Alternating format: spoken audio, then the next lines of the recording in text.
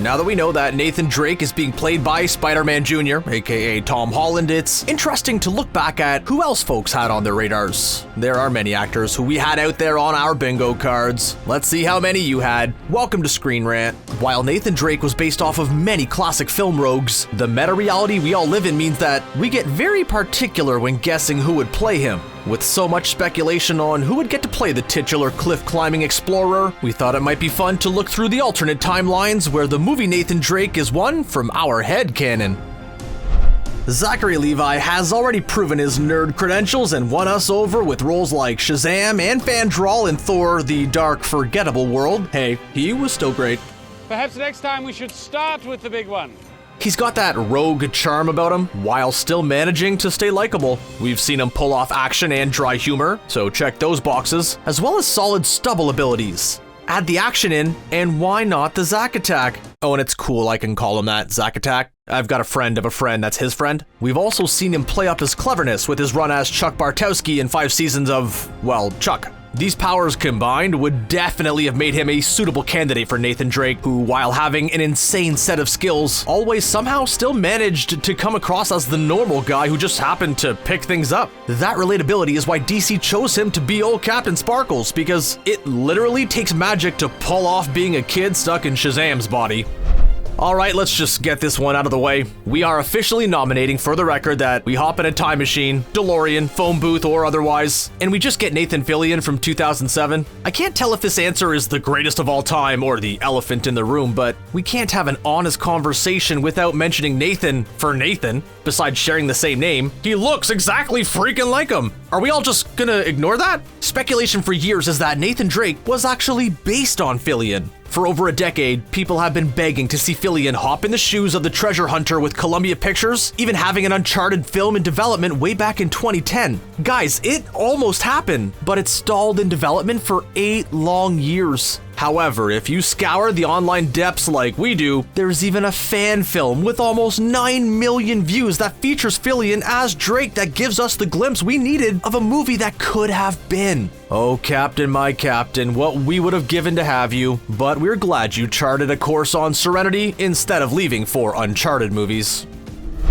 After seeing what Charlie Cox can do on screen as the Daredevil, it's pretty clear that he knows how to scrap. With Nathan Drake being a scrapper, both literally and figuratively, there's no reason why Charlie couldn't have carried this franchise. Let's put aside for a minute that Charlie's 5 o'clock shadow is second to none. The fact that this man can be this well-groomed while also playing a visually impaired superhero should count for something. However, it's Charlie's likability that stands out and cuts through the clouds of the sometimes gloomy and gritty Daredevil series. The joking around with Foggy and the other Defenders shows that there's range there for when Drake takes his pot shots then gets straight down to business. It's not just the red double D either when it comes to his creds. Back in 2007, in Matthew Vaughn's Stardust, Charlie shows himself to be a questing romantic and an adventurer searching for a falling star. If he can pull off that heist through a magical land, what's a bunch of dusty old relics?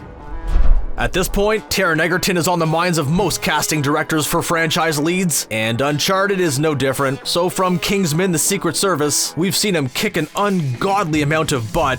Taron knows how to deliver the sass as well, which tracks perfectly for the smart-talking Drake. Living right on the edge of quirky, but still the hero that you love to root for is baked into the Dimple Brit's DNA. He can also bring the inspiration and lift you up, like he did in the criminally underrated Eddie the Eagle. With Egerton's age, he could have been around for multiple installments of the franchise. For now, we'll settle for Super Spy, but nerds can dream, can't we?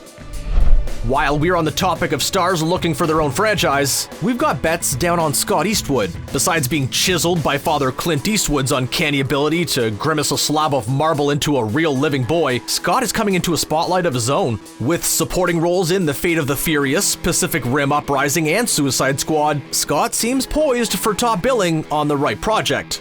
While it might not be Uncharted this time, he's been a contender for many high-profile leads and even made the shortlist for Han Solo. He showed a softer side in The Longest Ride, so range and talent are not the issue. If you want your Nathan Drake to really be the perfect-looking version of the everyman, then we really think that Eastwood would make your day. Scooping into this entry spot, we have the small screen Superman, Tyler Hoechlin. Before donning the big red cape, he was considered by Zack Snyder to wear the pointy ears and brood in Batman v Superman, Dawn of long film titles in 2016, but ultimately lost out to beefy Ben Affleck. Right there, we can see how good Tyler is at dodging a bullet, as it would have been a shame to not have him be the Clark Kent that we all love today. Hoechlin has been around longer than most people realize, beating out more than 2,000 actors for the child role of Michael Sullivan Jr. in 2002's Road to Perdition featuring Tom Hanks. We've seen him play the arrogant baseball bro in Richard Linklater's Everybody Wants Some, and an outlaw on the TV series of Teen Wolf. Stir those into a stew with the humanity of his Man of Steel, and you get a pretty tasty recipe for a Nathan Drake. If going for longevity and solid acting creds, then we'd be remiss if we didn't mention Jack Reynor for the role of the swashbuckling relic hunter, making a name for himself as an indie film darling with roles in films like 2016's critically acclaimed Sing Street and 2019's critically confused Midsummer. Jack is an actor who knows how to make a role his. Sure, Macbeth might not have been on everyone's radar and Detroit should have been, but Jack has been making his presence felt as a charming, smarmy rogue in non-franchise pieces for a while now, making multiple movies every year since 2012, so he's due for a multi-picture deal. While many may have only first become familiar with Jack's work in 2014's Transformers Age of Extinction, Reynor showed that he's ready for the move into franchise fare. Another almost Han Solo, Reynor has the charisma and the talent to have taken Nate far. The more we see Jack, the more we're sure that once he picks up the lead as an icon, it'll be hard to miss watching Reynor grow the character over time. Set your bookmarks to Jack's IMDb page and stay tuned. If anyone on this list is more box office proven than Oscar Isaac, then... Hold on, wait. Let me go back through the list. That one. Yeah, okay, no, he wins. While others that we mentioned feature a lot of almost Han Solos, this guy literally is the Star Wars sequel trilogy Han Solo, even when they had Han in the dang movie itself. However, I digress from the point. Poe Dameron is brash, confident, and lightly stubbled, and besides being an action icon in a fantasy role already, what's another to add to Oscar's already impressive rap sheet? Ex Machina shows the brainy cutthroat edge that could work. Inside Llewyn Davis shows the internal depth, and now we also know that he's up for Mark Spector, Moon Knight? Alright, his schedule might be too busy for him to have taken this, but think about watching Oscar quip and swing on vines. The opportunities are endless with a guy who can organize an entire resistance. Let's be honest here for a second, Oscar. How could we possibly resist? If you don't know the name Toby Kebbell by now, you aren't staying to watch the credits of most of the movies that you watch. Better known for his mocap work and as the unlikely successor to the Andy Serkis throne, Toby Kebbell is an amazing actor in his own right. He can bring more physicality to what's sure to be an extremely daunting role in Nathan Drake than virtually anyone on this list. If you want the vine swinging and climbing action that we saw in the Uncharted games, then anyone would be hard-pressed to control a man who played the chimp Koba in Dawn of the Planet of the Apes. He made you empathize with Kong in Kong Skull Island, and Orc Duratan in Duncan Jones's Warcraft. Toby is a fresh face to most when he's not in a tight-fitting mocap suit, so why not put him into one of the most physically demanding lead roles we've seen, and let him take the reins of a role that we can get accustomed to watching him in.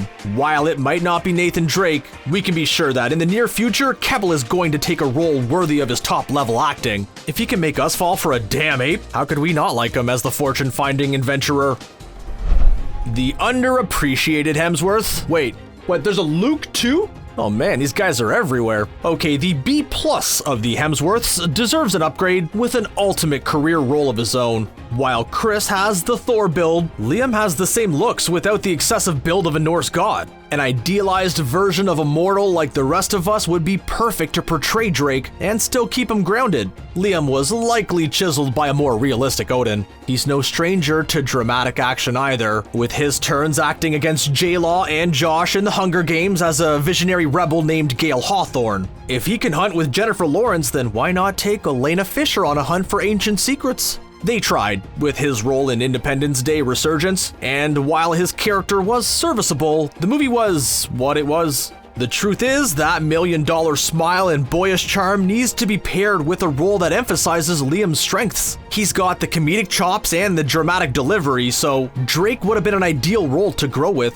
For now, it's a pipe dream. But one thing for sure is that this Hollywood takeover of Australian Hemsworth bros is just ramping up, and we're here for it.